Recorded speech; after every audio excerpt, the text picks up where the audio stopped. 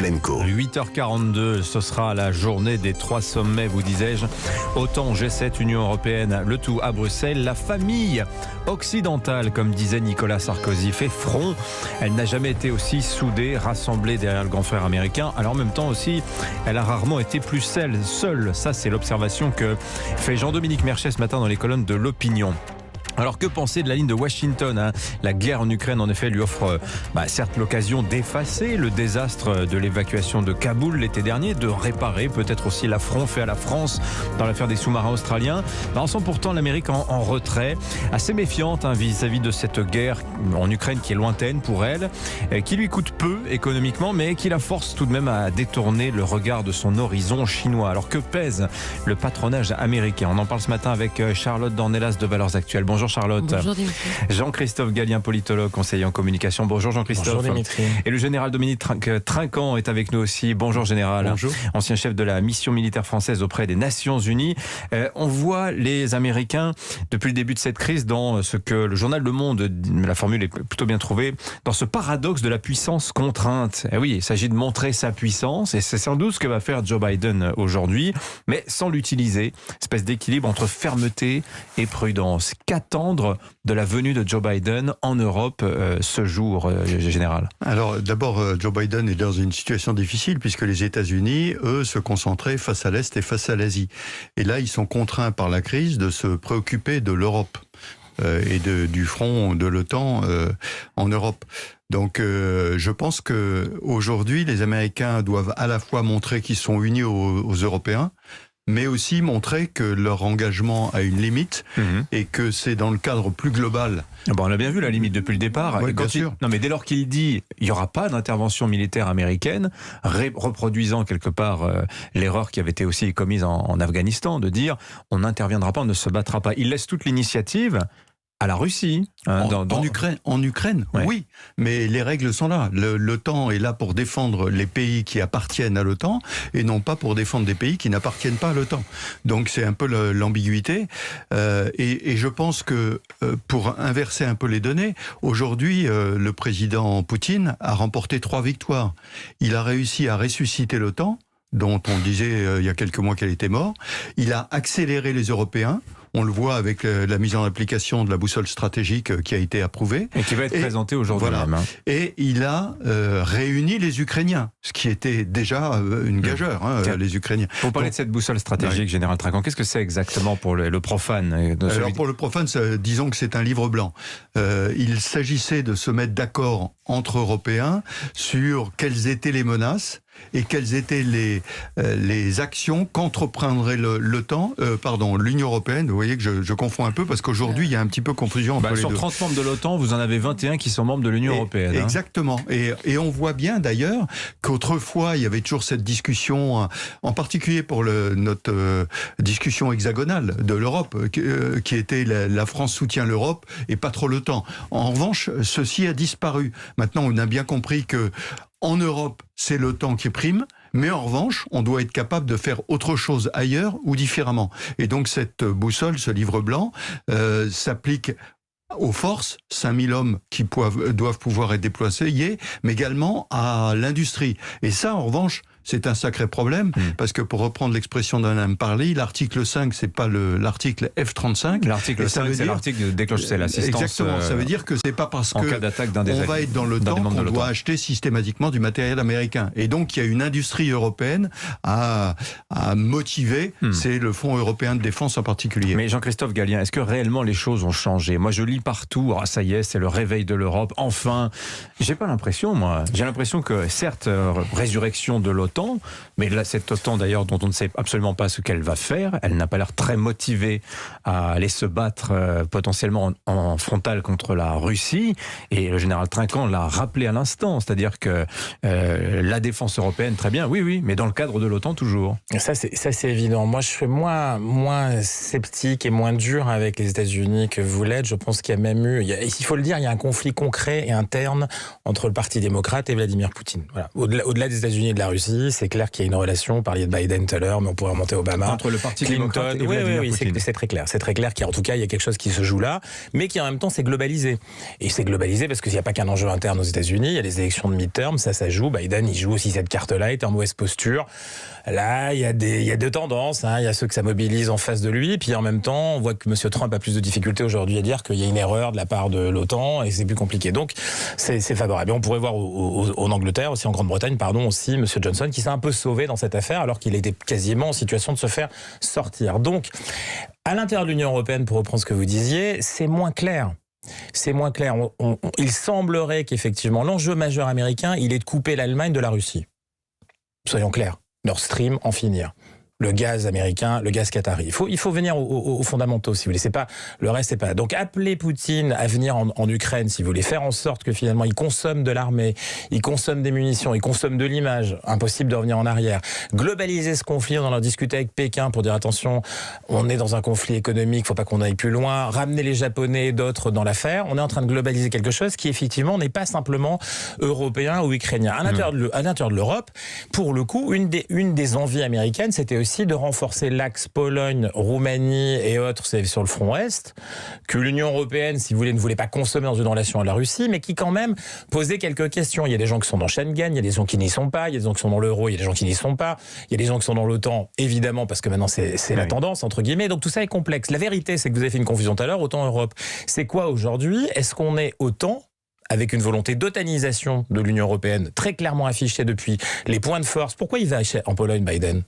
Parce que c'est là que ça se joue aujourd'hui. Quelle est la puissance forte en ce moment qui s'est dégagée de l'Allemagne, l'emprise de l'Allemagne véritablement très concrètement, très concrètement, et un petit peu de la France qui a du mal à se positionner dans une espèce de neutralité entre l'Allemagne, les forces de l'Est de l'Europe. Vous voyez, il y a un débat qui s'est réintégré à l'intérieur de l'Union européenne. Donc c'est complexe, mais ça n'est pas tout à fait aussi faible du côté américain que certains peuvent l'écrire dans la presse ce matin. Non, certains peuvent l'écrire. L'idée étant que la sagesse mise en avant par Joe Biden, pour certains, pose la question d'une éventuelle faiblesse américaine. Et vous avez dit, les républicains, effectivement, reprochent aujourd'hui à Joe Biden d'avoir levé l'ambiguïté stratégique vis-à-vis de Vladimir Poutine en disant on n'ira pas se battre. Alors ceci dit, il y a ces grands enjeux, ces grandes positions, mais il y a des questions très concrètes qui vont être posées aujourd'hui à Bruxelles. Maurice Gourdeau-Montagne, tout à l'heure, les listait en disant, par exemple, au sommet de l'OTAN, on va se poser la question, est-ce qu'il faut livrer encore plus d'armes aux Ukrainiens? Et puis, est-ce qu'il faut peut-être changer de catégorie d'armes?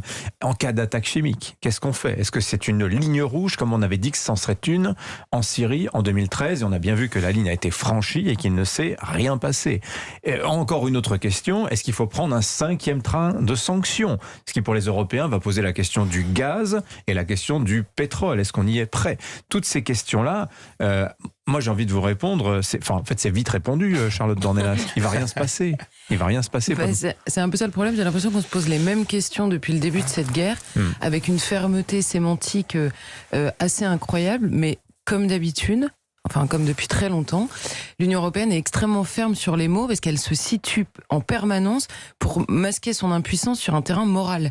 Mais au moment où il s'agit de poser des actes, elle se tourne en effet vers les Américains depuis le début de cette guerre, Américains qui ont des intérêts, et c'est pas un reproche que je formule là, c'est simplement un constat.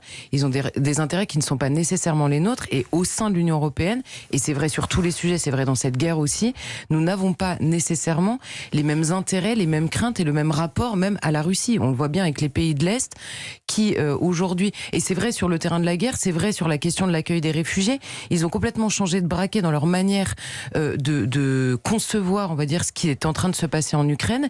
Et nous, on parle beaucoup. On a tous les européistes qui nous disent c'est formidable, l'Union européenne s'est réveillée, mais quand on regarde, et c'est ce que disait le général juste à l'instant, quand on regarde sur le terrain militaire, où il y a évidemment, une armée européenne, ça veut dire des armées qui sont capables de se battre ensemble. C'est un projet sur des années et des années. Depuis que je suis née, on m'explique que ça va arriver, donc pourquoi pas, j'attends de voir pour croire, mais pourquoi pas. Sur la question de l'industrie, on a vu immédiatement, c'est bon, l'Allemagne remet de l'argent sur la table, c'est donc bien que l'armée européenne va revenir, mais en fait, les Allemands se tournent vers les Américains. Sur la question de l'industrie, vous l'avez parfaitement dit. Sur la question de l'Union, je parlais tout à l'heure de la question des réfugiés, mais parce que l'Union européenne, ces dernières années, nous a beaucoup parlé de la question de l'immigration. Aujourd'hui, vous avez les pays qui sont en première ligne. L'Union européenne devrait les féliciter. Elle en profite pour revoter. Le Parlement redemande à la Commission de poser des sanctions sur les pays de l'Est pour non-respect de l'état de droit sur les autres vagues migratoires. Je cherche encore l'Union en vain. Général Trinquant, c'est vrai que les mouvements qu'on observe, notamment au niveau européen, sont des mouvements qui vont impliquer des changements, mais à l'échelle de la décennie qui vient. Mais alors, en ce qui concerne, pour revenir à l'immédiat, c'est-à-dire notamment la question d'un nouveau train de sanctions, semble-t-il, c'est la ligne que veut pousser Joe Biden, déterminé à ne pas se battre, mais à agir sur l'économie, à peu de frais d'ailleurs pour les États-Unis. La question se pose tout à fait différemment pour l'Union européenne. Josep Borrell, donc qui s'occupe de la diplomatie, qui parle au nom de la diplomatie des 27, disait: il n'en est pas question. On n'ira pas plus loin dans les sanctions. Non, mais là, on voit bien l'écart qu'il y a entre les intérêts américains économiques et les intérêts européens. Donc la famille occidentale, n'est peut-être pas si soudée qu'elle l'affirme. Et non, et en particulier, on parle de l'Allemagne. L'Allemagne, très proche des États-Unis. Souvenons-nous que le chancelier est allé très rapidement aux États-Unis et ensuite a arrêté le projet Nord Stream 2. Mais l'Allemagne est extrêmement dépendante de la Russie pour l'énergie. Nord Stream 1 fonctionne très bien. Alors que les États-Unis, pas du tout. Et les États-Unis, économiquement, ont intérêt à couper, comme vous le disiez tout à l'heure, les Européens de la Russie. Donc on voit bien qu'on est sur des mesures qui ne peuvent pas être appliquées en Europe immédiatement, parce que ça serait une catastrophe pour un certain nombre de pays européens. Je note au passage que la France est moins dans cette situation-là. Mais malheureusement, l'économie allemande est une grande économie en Europe et on ne peut pas d'un seul coup la voir s'effondrer à cause de ces mesures. Oui, mais alors à chacun ses faiblesses, parce qu'on voit effectivement moindre dépendance de la France à l'égard sur le gaz, mais le diesel, par exemple, que Total s'est engagé à ne plus acheter à la Russie, 25% du diesel que l'on consomme en France, il est importé de Russie. Et puis il y a la question de nos entreprises présentes là-bas, et l'on voit les pressions qui sont exercées sur les entreprises confrères, notamment les mots de Yannick Jadot, très durs à l'égard du patron de Total, qui l'accuse de complaisance et de complaisance de crimes de guerre vis-à-vis du régime russe. Ce sont des collaborateurs. Donc nous avons chacun a ses points de faiblesse, et on voit que le conflit déstabilise à chaque fois les débats nationaux. Mais vous avez raison, c'est quelque chose qui effectivement est un enjeu beaucoup plus global. On est dans un combat qui, encore une fois, n'est pas localisé simplement en Ukraine, mais très largement des conflictualités de ce type, et encore très homogènes, très reliées, dans cette bataille pour le nouvel ordre mondial. Il est des deux côtés. Il y a une volonté très claire. Vous parlez de nouvel ordre mondial. Joe Biden a prononcé l'expression lundi. Mais qu'est-ce qu'il a voulu dire? Beaucoup de gens se posent la question. Vous voyez bien on a dit que c'était une offensive russe chinoise. En réalité, si on est très clair et très honnête, si on dézoome un peu, il y a quelque chose qui se passe aussi du point de vue américain. La victoire démocrate aux États-Unis a créé, c'était dans le programme de Joe Biden, c'était dans le programme, il y a rien, on ne découvre rien. Qu'est-ce qui était dans le programme de Joe Biden? C'est cette réalité conflictuelle avec la Russie. Et on n'est pas simplement dans une guerre économique avec la Chine, mais on était dans quelque chose qui devait se passer avec la Russie. Pourquoi est-ce que la Russie, si vous voulez, c'est à la fois un point fort militairement, mais c'est un point faible économiquement, et pratiquement dans une dynamique militaire, si elle consomme ce qu'elle a à faire, elle va régresser. L'image de la Russie est en train de baisser, même si, vous vous rendez compte, dans le même moment, la Russie pose sa candidature à l'organisation de l'Euro de football en 2028 ou 2032. Donc vous voyez, tout ça est très complexe. Mais en même temps, globalement, si vous voulez, il y a un affrontement très clair depuis que les démocrates sont venus, beaucoup plus fort entre le bloc Chine-Russie et le bloc américain dans lequel on est intégré. Ça se déroule en Amérique du Sud, très concrètement. Ça se déroule en Afrique, très concrètement. Alors avec nous comme délégués, presque, en fait, en réalité, parce que c'est pas les Américains qui sont en direct. Souvent, on est en direct face aux Russes, pour le coup, faut le dire aussi. Et en Asie, on va avoir là où finalement l'enjeu de la bataille est très important pour les Américains. Ici, il y a quand même une volonté, c'est finalement d'attirer quelque part la Russie dans ce conflit.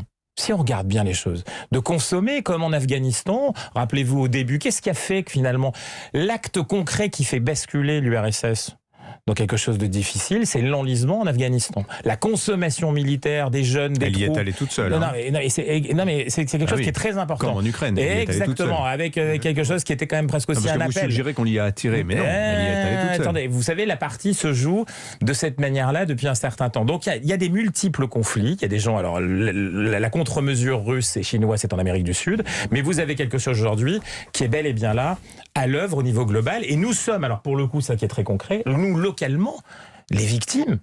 Non pas comme les Ukrainiens, malheureusement, mais aussi économiquement, parce que les choix sont difficiles. Et quelque part, nous allons les payer, nous économiquement, individuellement et peut-être collectivement au niveau de chacun des pays.